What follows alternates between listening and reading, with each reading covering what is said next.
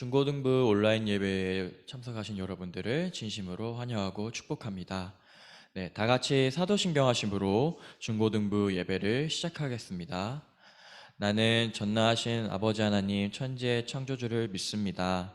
나는 그의 유일하신 아들 우리 주 예수 그리스도를 믿습니다. 그는 성령으로 잉태되어 동정녀 마리아에게서 나으시고 본디오 빌라도에게 고난을 받아 십자가에 못 박혀 죽으시고 장사된 지 사흘 만에 죽은 자 가운데서 다시 살아나셨으며 하늘에 오르시어 전능하신 아버지 하나님 우편에 앉아 계시다가 거기로부터 살아있는 자와 죽은 자를 심판하러 오십니다. 나는 성령을 믿으며 거룩한 공교회와 성도의 교제와 죄를 용서받는 것과 몸의 부활과 영생을 믿습니다. 아멘.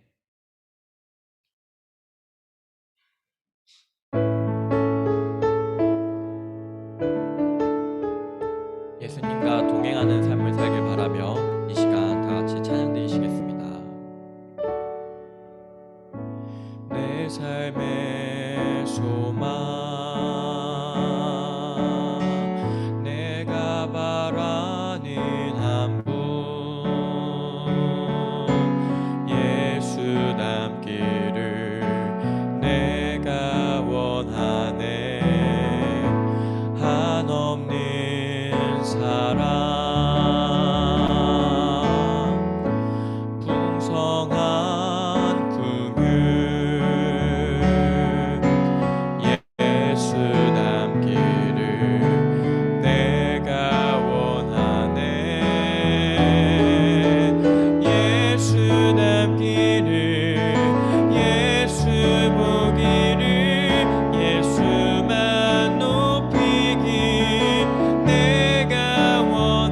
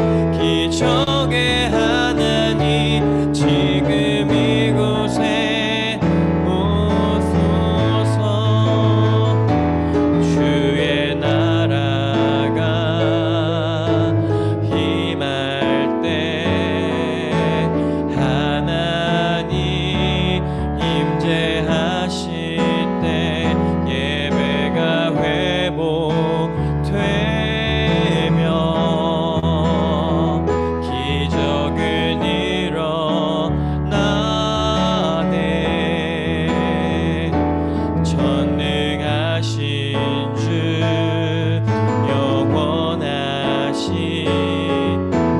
능력의 통치자 자유가 선포되어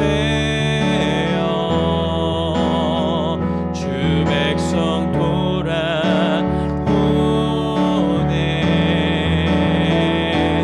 하나님 나라 임하소서.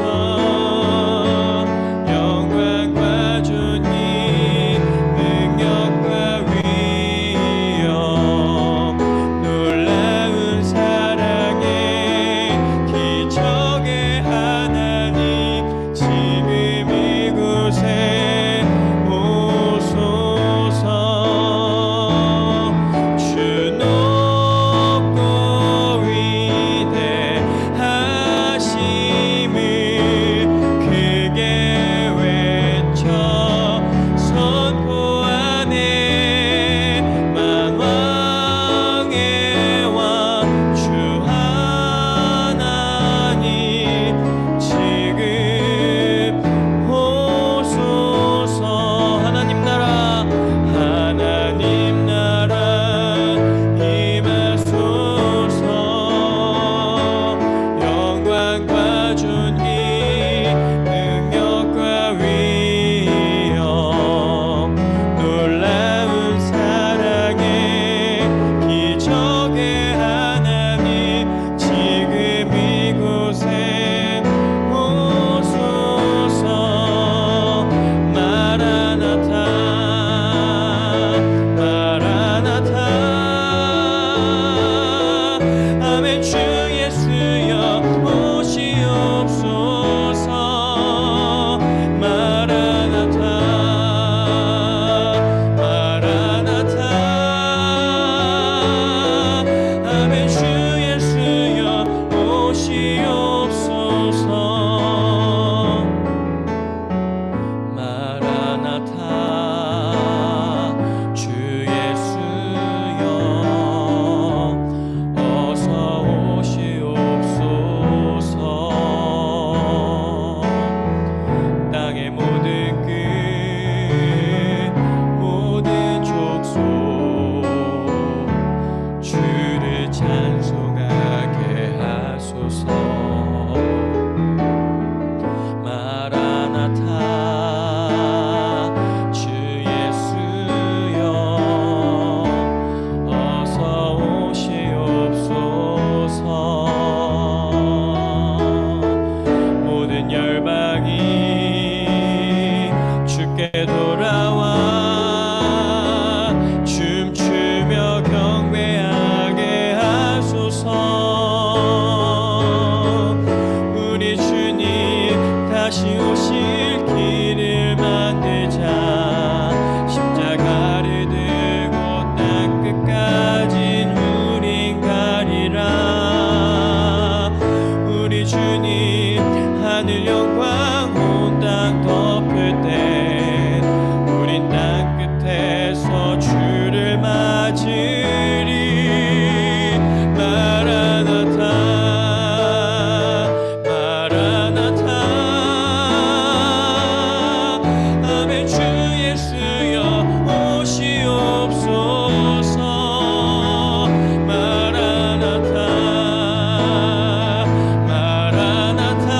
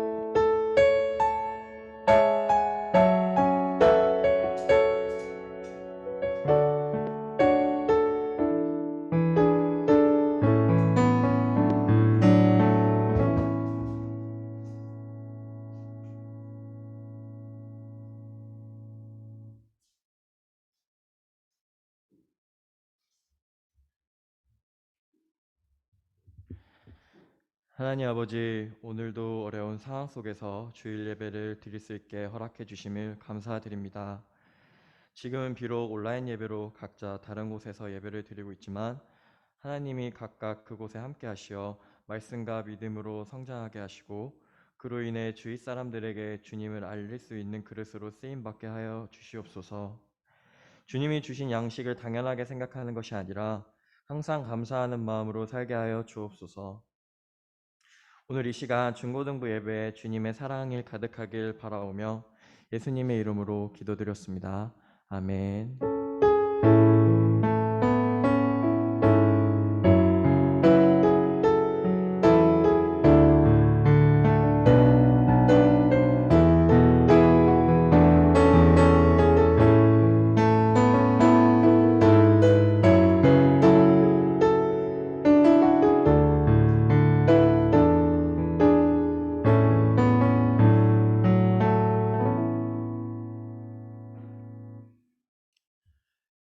이 시간 우리에게 주신 하나님 말씀은 요한복음 11장 17절에서 27절 말씀입니다. 신약 요한복음 11장 17절에서 27절 말씀입니다. 하나님의 말씀을 경청하십시오. 예수께서 와서 보시니 나사로가 무덤에 있은지 이미 나흘이라. 베다니는 예루살렘에서 가깝기가 한 오리쯤 되매 많은 유대인이 마르다와 마리아에게 그 오라비의 일로 위문하러 왔더니 마르다는 예수께서 오신다는 말을 듣고 곧 나가 맞이하되 마리아는 집에 앉았더라. 마르다가 예수께 여짜오되 주께서 여기 계셨더라면 내 오라버니가 죽지 아니하였겠나이다. 그러나 나는 이제라도 주께서 무엇이든지 하나님께 구하시는 것을 하나님이 주실 줄을 아나이다. 예수께서 이르시되 내 오라비가 다시 살아나리라.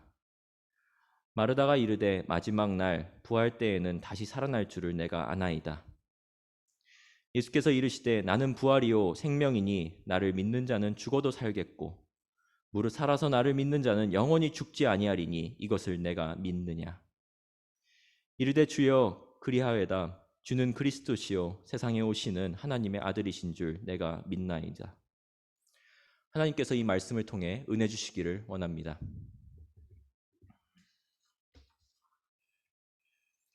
말씀 시작에 앞서서 기도로 시작하도록 하겠습니다. 기도하겠습니다. 사랑의 주님, 우리가 다시 온라인 줌이라는 플랫폼을 통해서 예배의 자리에 모였습니다. 이 예배가 우리가 단순히 시청하는 것이 아니라 주님께 올려드리는 그런 예배이오니 주님, 우리가 한마음 한뜻으로 이 예배에 모두 집중해서 이 예배를 주님께 온전히 올려드리길 소망합니다. 말씀 전하는 자의 입술 붙잡아 주시고 이 설교가 우리에게 생명을 주고 살리게 하는 그 말씀이 되기를 소망합니다. 우리 주 예수 그리스도의 이름으로 기도드립니다. 아멘.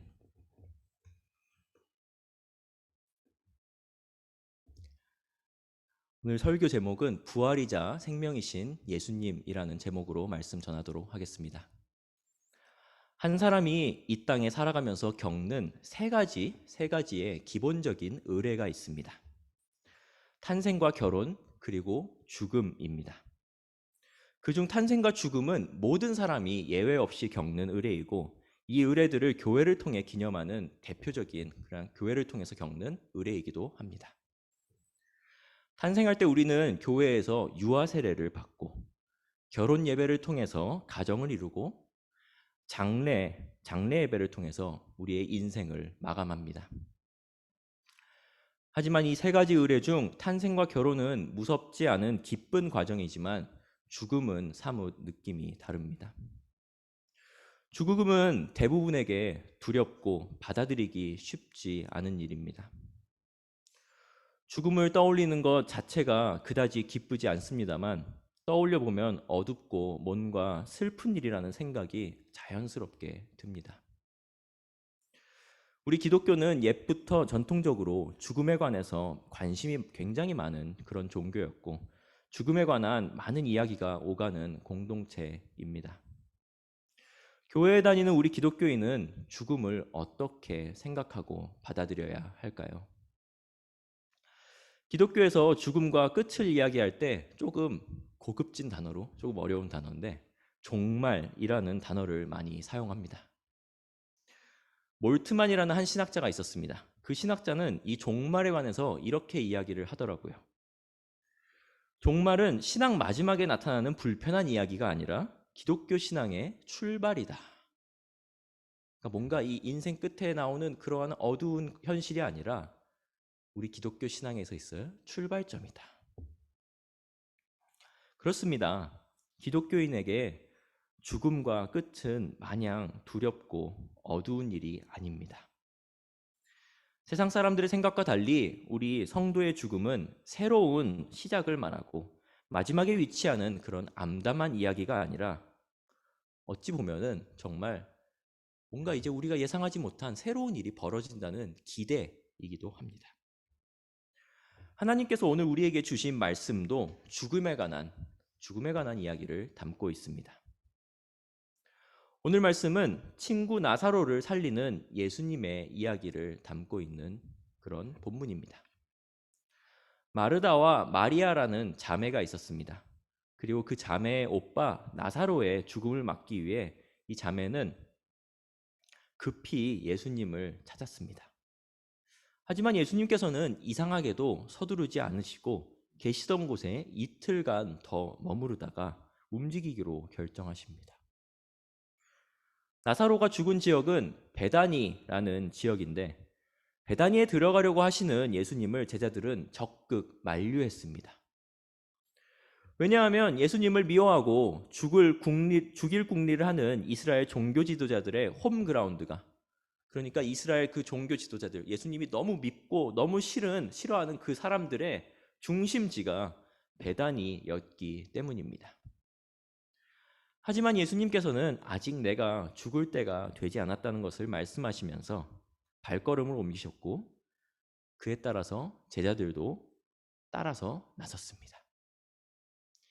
이틀 늦게 출발하신 예수님은 베다니에 위치한 나사로의 무덤에 나사로가 죽은 지 나흘이 지난 후, 나흘이면 우리 4일을 말하죠.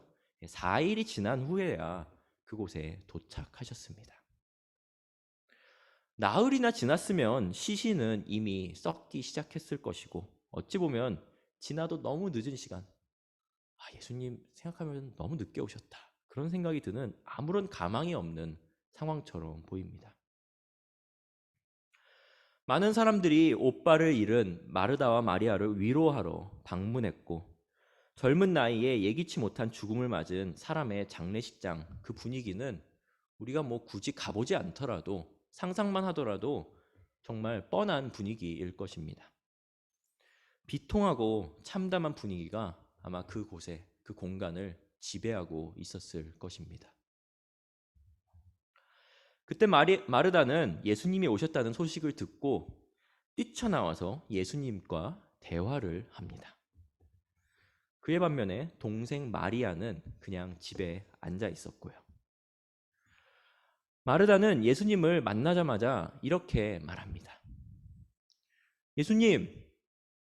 예수님께서 이 자리에 조금 일찍 오셔서 계셨더라면 내 오빠 나사로가 죽지 않았을 것입니다.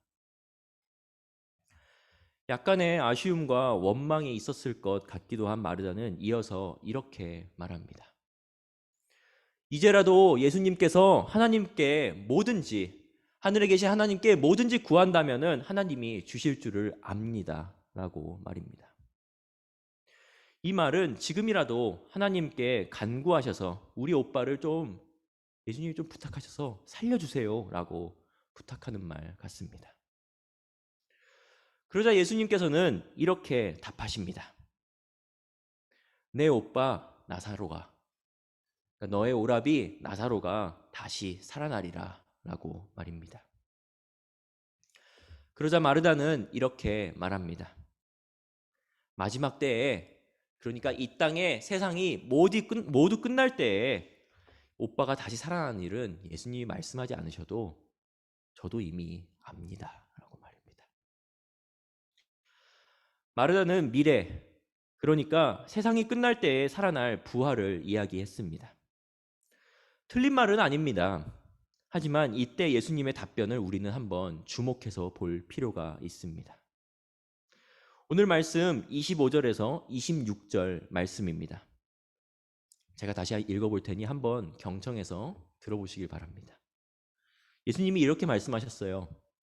나는 부활이요 생명이니 나를 믿는 자는 죽어도 살겠고 무릇 살아서 나를 믿는 자는 영원히 죽지 아니할 것이다.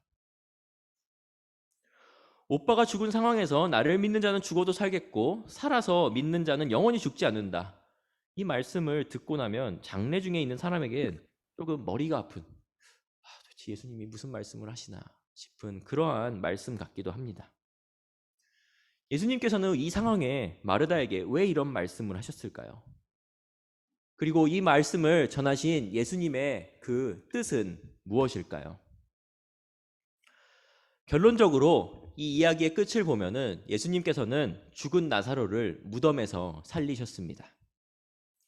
나사로는 죽은 지 나흘 만에 놀랍게 살아났고 예수님의 음성을 듣고서 나사로야 일어나라 나와라 하는 그 음성에 저벅저벅 걸어서 나왔습니다. 나사로를 살리신 사실 그 자체도 굉장히 놀랍고 중요한 일이지만 나사로를 살리시는 사건을 통해 예수님이 전하는 메시지는 그러니까 이 전체 이야기, 이 전체 사건의 핵심은 마르다와의 대화에 있다는 이야기입니다. 마르다와 예수님 사이의 대화 속에서 말씀하신 문장들을 그래서 우리 오늘 하나씩 짚어보겠습니다. 첫째로 예수님께서 이렇게 말씀하셨죠. 나는 부활이요 생명이니 나를 믿는 자는 죽어도 살겠고. 예수님은 예수님 본인을 믿으면 죽어도 사는 부활의 능력을 얻게 된다고 말씀하십니다. 예수님은 유일하게 부활이라는 능력이 있으신 분이십니다. 그 말은 그분께 유일하게 죽음을 이기는 힘과 능력이 있으시다는 말로 해석될 수 있습니다. 그렇죠? 부활은 죽은 사람이 살아나는 능력이죠. 그러다 보니까 어떻게 보면은 죽음을 이길 수 있는 능력, 그것이 부활인데 그것을 가지고 계신 분이 예수님. 그러니까 예수님께는 죽음을 이기는 능력이 있으셨다라고 우리는 볼 수 있습니다. 예수님을 믿는다고 죽지 않는 것은 아닙니다. 예수님을 믿는 사람도 똑같이 죽습니다. 하지만 예수님과 함께라면 죽음에서도 다시 살아날 수 있는 그런 능력을 얻게 된다는 것입니다. 그런데 그냥 우리 모바일 게임이나 그리고 PC 게임 할 때 PC 게임에서는 사실 이런 멀티플레이어 같은 데서는 잘 안 되지만 혼자 하는 게임은 이렇게 막 치트키라는 게 있잖아요. 치트키를 사용한 것처럼 안 죽게 만들어 버리면 너무 좋을 텐데 왜 죽었다가 다시 살리는 법을 택하셨을까라는 생각이 이 이야기를 들으면 좀 들기도 합니다. 예수님께서 부활이라는 방법을 택하신 이유는 우리가 예수님을 알기 전 본래 모습이 죄인의 모습이기 때문입니다. 죄인인 우리는 그 이전의 모습을 죽여야지만 새 사람이 될 수 있고, 그리고 예수님과 함께 이 죄인의 모습을 죽일 때 예수님께서는 부활의 역사를 일으키시고 우리를 새로운 사람으로, 그런 새로운 존재로 만드십니다. 교회에서는 이것을 우리 나중에 이제 점점 교회에서 이런 단어들을 잘 들을 수 있게 될 거예요. 거듭난다라는 표현을 사용합니다. 거듭난다. 바깥에서는 잘 들을 수 없는 단어죠. 거듭난다. 어떻게 보면 영어로 말하면 이게 조금 더 쉽게 다가올 수 있을 것 같습니다. born again이라고 합니다. born again. 다시 태어난다. 예수님과 함께라면 죽어도 다시 살아납니다. 그분은 살리시는 능력이 있으신 분이십니다. 그래서 예수님이 가시는 곳에는 죽은 것들이 다시 살아나는 그런 역사가 일어납니다. 그렇다면 우리들이 가는 곳에는 어떤 일이 일어나야 할까요? 어떤 일이 일어나야 할까요? 예수님이 가시는 곳에는 살리는 그런 역사가 일어나는데 우리가 가는 곳에는 어떤 일이 일어나야 할까요? 내가 예수님과 함께 죽고 다시 살아난 그리스도인이라면 당연히 우리가 가는 곳에서도 살아나는 일이 일어나야 합니다. 물론 우리는 가끔 실수할 때도 있고 누군가에게 상처를 주는 말을 할 때도 있지만 예수님과 함께라면 사람을 살리고 힘주고 세우는 일이 일어납니다. 살고자 하는 생각이 사라져버린 힘없는 사람에게도 다시 용기를 주는 그런 일이 우리를 통해서 일어납니다. 힘든 친구에게 따뜻한 말 한마디. 우리 명절날 가족들 이번에 많이 모이진 못했겠지만 그래도 이렇게 가족들과 시간을 보냈죠. 가족들에게 감사하다는 표현 한마디. 어려운 사람에게 건네는 도움의 손길. 이 모든 것들이 예수님을 통해서 이루어질 때 생명이 살아납니다. 다시 한번 반복하지만 예수님은 부활이시고 그를 믿는 자는 죽어도 다시 살아납니다. 그리고 예수님을 믿고 그를 통해 다시 살아난 부활의 경험을 한 성도들은 이 땅에 가는 곳 어디마다 여러분이 학교에 가든 학원에 가든 집에 가든 어디에마다 사람을 살리는 일을 감당하게 됩니다. 두 번째 오늘 예수님께서 하신 말씀입니다. 예수님께서 이렇게 말씀하셨습니다. 살아서 나를 믿는 자는 영원히 죽지 아니하리니. 이 땅에 살아있을 때 나를 믿으면 영원히 죽지 아니하리니. 우리는 예수님을 믿는 순간부터 새롭게 살아나는 부활을 경험하고 그리고 영원히 죽지 않을 수 있는 자격을 얻게 됩니다.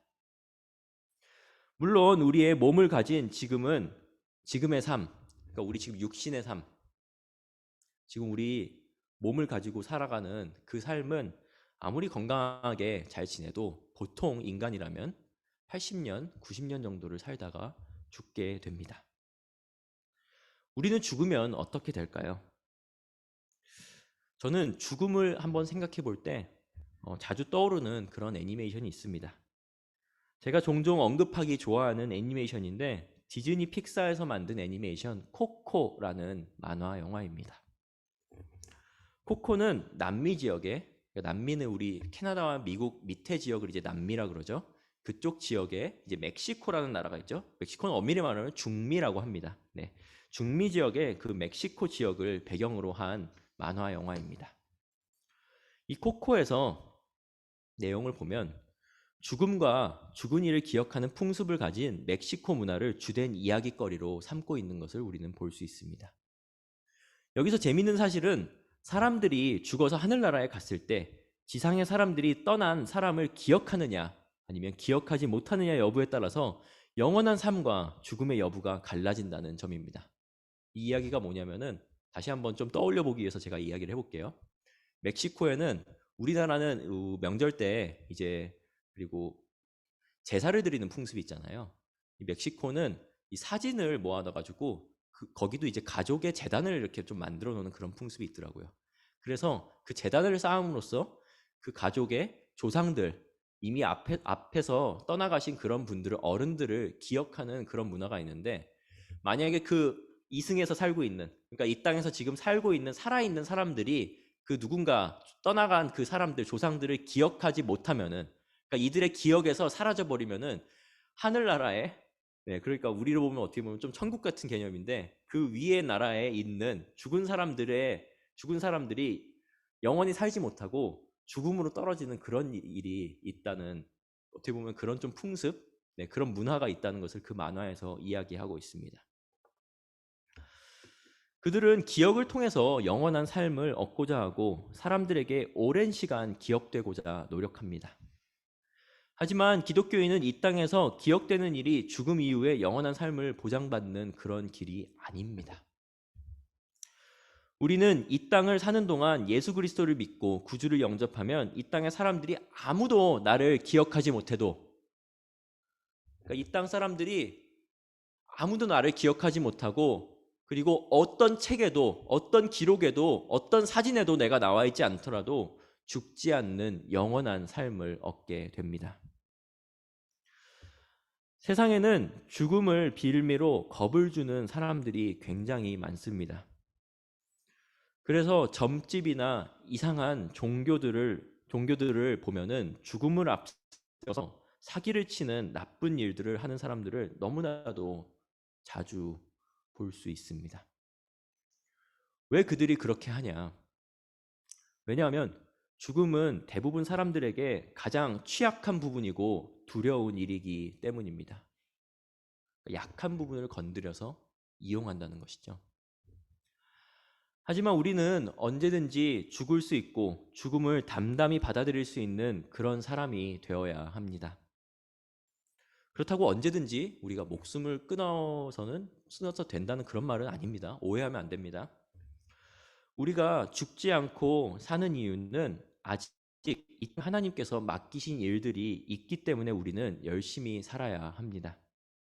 하지만 그런 가운데에서 죽음을 두려워하는 사람들이 되면 안 된다는 것이 오늘 예수님의 말씀의 핵심입니다. 죽은 나사로를 무덤에서 살리신 예수님은 나사로의 죽음이 하나님의 영광을 위함이라고 우리에게 말씀하셨습니다. 예수님께서 나흘이나 이 4일이나 늦은 시간에 도착하셔서 죽은 사람을 살리신 기적을 행하신 그 이유는 우리에게 죽음에 관한 정확한 가르침을 주고 싶으셨기 때문입니다. 오늘 주신 가르침으로 우리 지금 온라인에서 예배드리고 있는 저와 여러분이 함께 그 자리에서 소리 낼 수 있으면 저와 한번 따라해 보시고요. 소리 낼 수 없으면 속으로 한번 선포해 봤으면 좋겠습니다. 네. 첫 번째입니다. 첫째로 예수 그리스도를 믿는 우리는 부활하고 새롭게 살아납니다. 예수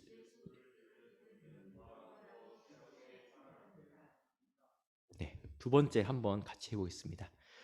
예수님께는 생명을 살리는 능력이 있으시고 우리도 예수님을 통해서 다시 살아날 때 우리를 통해서 생명이 살아날 것입니다.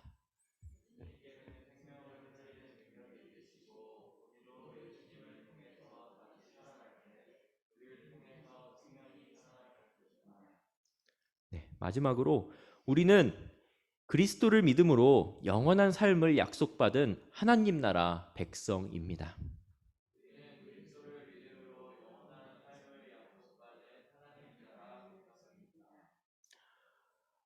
부활과 생명이 되시는 예수님을 우리는 믿고 있습니다.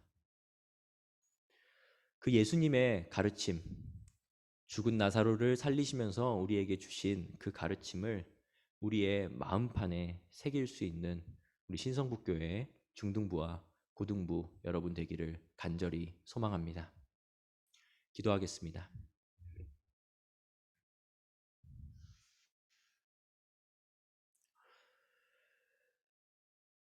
죽은 자를 살리시는 부활의 능력이신 아버지 하나님,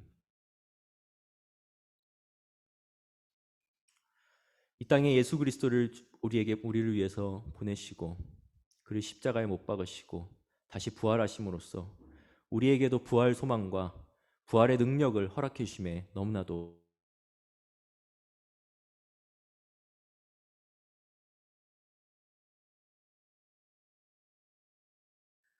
정말 우리가 바라보는 참된 지향점입니다. 그 부활의 소망을 우리 가슴 속에 품고 죽음 앞에서 두렵지 않고 이 땅에 무엇이 중요하고 무엇이 본질인지 파악하면서 살아갈 수 있는 우리 귀한 중등부와 고등부 학생들이 되기를 소망합니다. 우리 중등부, 고등부 학생들이 이 땅에서 빛과 소금과 같은 존재가 되기를 원합니다. 정말 혼탁하고 세상이 본질을 모르고 무엇이 진짜인지 가짜인지 구분하지 못하고 휩쓸려가는 이때에 중심을 잡고 이 세대를 이끌어갈 수 있는 그러한 자격받은 사람들이 되기를 소망합니다. 주님, 우리에게는 그런 능력이 없사오니 아버지께서 이 학생들 한 명 한 명과 우리 선생님들 한 명 한 명에게 동행하셔서 이 세대를 이끌 수 있는 지혜와 능력을 허락해 주시옵소서. 부활 소망이 주신 예수 그리스도를 바라보며 이번 한 주도 우리가 그 힘 안에서 힘차게 나아갈 수 있는 삶 살 수 있도록 친히 인도해 주시옵소서. 감사드리며 우리 주 예수 그리스도의 이름으로 기도드립니다. 아멘.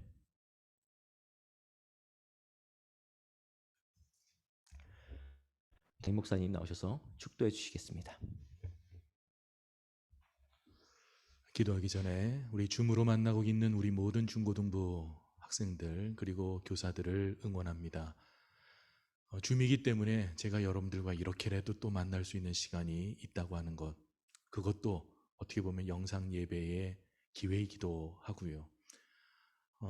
여러분들이 이렇게 영상으로 예배를 드리지만 이 예배를 통해서도 말씀을 더 깊이 묵상하시고 교제하시며 다시 만나서 예배드릴 날을 위해 계속 준비하시고 더 열심히 노력하시는 우리 모든 교사들과 우리 학생들 되시기를 바랍니다. 기도하겠습니다. 지금은 구주 예수 그리스도의 은혜와 하나님 아버지의 크신 사랑과 성령의 감화 감동하심이 예수 그리스도로 말미암은 생명, 부활의 소망을 붙들고 우리를 통해 세상을 살리기를 원하시는 하나님의 뜻을, 그 사명을 끝까지 받들기로 다짐하는 사랑하는 중고등부 모든 학생들과 섬기는 교사들 머리 위에 영원토록 함께하옵시기를 간절히 축원하옵나이다. 아멘.